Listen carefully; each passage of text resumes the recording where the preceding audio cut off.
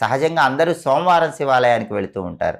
కానీ శనివారం శివాలయానికి వెళ్ళి 1.25 కేజీ బియ్యం శివాలయంలో ఇచ్చొస్తే మీ సంపద అనేది తొందరగా రెట్టింపు అవుతూ ఉంటుంది.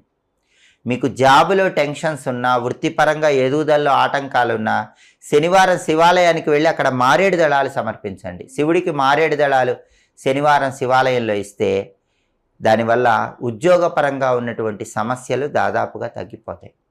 అలాగే శనివారం కొన్ని ప్రత్యేకమైన పుష్పాలతో పూజ చేస్తే ధనపరంగా కలిసి వస్తుంది. శనివారం చామంతి పూలతో కానీ గన్నేరు పూలతో కానీ ఇంట్లో పూజ చేసుకోండి. అలా పూజ చేసుకున్నట్లయితే మీకు తొందరగా ధనలాభం కలుగుతుంది.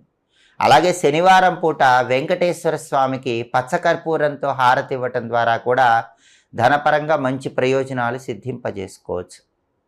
శనివారం మామూలుగా ఒక గాజు పాత్ర తీసుకొని దానిలో నీళ్లు పోసి ఆ గాజు పాత్ర